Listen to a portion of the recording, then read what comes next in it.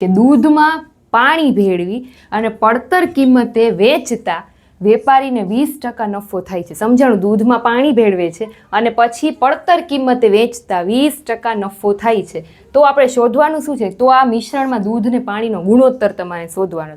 હવે દૂધ છે એની પડતર કિંમતે જ વેચે, એટલે આ જે નફો જે એને કીધો છે ને પાણી ઉપર થયો હોય, બરાબર? એટલે આપણે ધારો કે માનીએ કે અહીંયા દૂધ, અહીંયા પાણી, તો શું કીધું છે કે દૂધમાં પાણી ભેળવી પડતર કિંમતે વેચતા વેપારીને 20% નફો થાય છે. એટલે દૂધ છે ને એ એની પડતર કિંમતે જ વેચાય.